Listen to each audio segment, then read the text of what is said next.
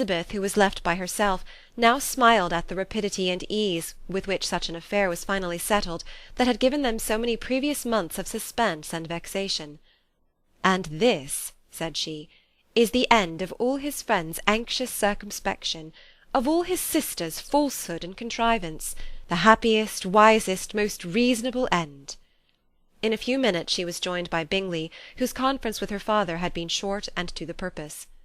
"Where is your sister?" said he hastily as he opened the door. "With my mother upstairs. She will be down in a moment, I dare say." He then shut the door, and coming up to her, claimed the good wishes and affection of a sister. Elizabeth honestly and heartily expressed her delight in the prospect of their relationship.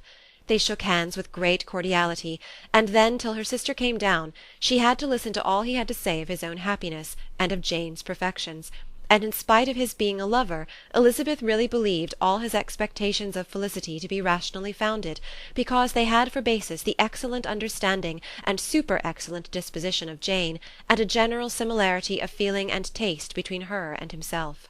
It was an evening of no common delight to them all. The satisfaction of Miss Bennet's mind gave a glow of such sweet animation to her face as made her look handsomer than ever. Kitty simpered and smiled, and hoped her turn was coming soon.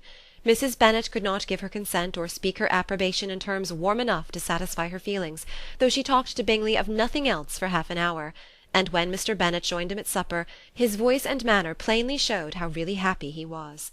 Not a word, however, passed his lips in allusion to it, till their visitor took his leave for the night, but as soon as he was gone he turned to his daughter and said, "Jane, I congratulate you. You will be a very happy woman." Jane went to him instantly, kissed him, and thanked him for his goodness. "You are a good girl," he replied, "and I have great pleasure in thinking you will be so happily settled. I have not a doubt of your doing very well together. Your tempers are by no means unlike. You are each of you so complying that nothing will be ever resolved on, so easy that every servant will cheat you, and so generous that you will always exceed your income." "I hope not so. Imprudence or thoughtlessness in money matters would be unpardonable in me." "Exceed their income! My dear Mr. Bennet!" cried his wife. "What are you talking of?" "Why, he has 4,000 or 5,000 a year, and very likely more." Then, addressing her daughter, "Oh, my dear, dear Jane, I am so happy! I am sure I shan't get a wink of sleep all night. I knew how it would be. I always said it must be so at last. I was sure you could not be so beautiful for nothing. I remember as soon as ever I saw him when he first came into Hertfordshire last year, I thought how likely it was that you should come together. Oh, he is the handsomest young man that ever was seen." Wickham, Lydia, were all forgotten. Jane was beyond competition her favourite child. At that moment she cared for no other. Her younger sisters soon began to make interest with her for objects of happiness which she might in future be able to dispense. Mary petitioned for the use of the library at Netherfield, and Kitty begged very hard for a few balls there every winter.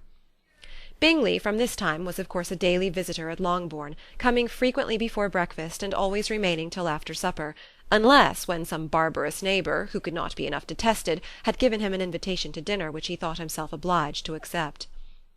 Elizabeth had now but little time for conversation with her sister, for while he was present Jane had no attention to bestow on any one else, but she found herself considerably useful to both of them in those hours of separation that must sometimes occur. In the absence of Jane he always attached himself to Elizabeth, for the pleasure of talking with her, and when Bingley was gone, Jane constantly sought the same means of relief. "He has made me so happy," said she one evening, "by telling me that he was totally ignorant of my being in town last spring. I had not believed it possible." "I suspected as much," said Elizabeth. "But how did he account for it?" "It must have been his sister's doing. They were certainly no friends to his acquaintance with me, which I cannot wonder at, since he might have chosen so much more advantageously in many respects. But when they see, as I trust they will, that the brother is happy with me, they will learn to be contented, and we shall be on good terms again, though we can never be what we once were to each other." "That is the most unforgiving speech," said Elizabeth, "that I ever heard you utter. Good girl! It would vex me indeed to see you again the dupe of Miss Bingley's pretended regard." "Would you believe it, Lizzie, that when he went to town last November he really loved me, and nothing but a persuasion of my being indifferent would have prevented his coming down again?" "He made a little mistake, to be sure, but it is to the credit of his modesty." This naturally introduced a panegyric from Jane on his diffidence, and the little value he put on his own good qualities.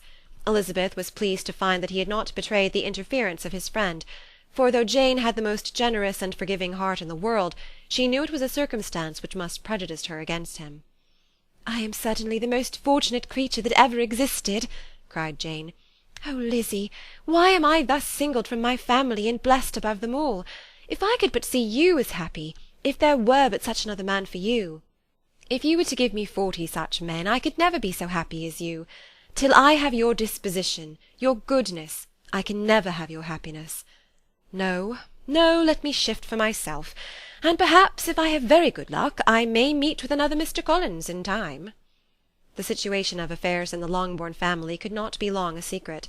Mrs Bennet was privileged to whisper it to Mrs Phillips, and she ventured without any permission to do the same by all her neighbours in Meryton. The Bennets were speedily pronounced to be the luckiest family in the world, though only a few weeks before, when Lydia had first run away, they had been generally proved to be marked out for misfortune. Chapter 55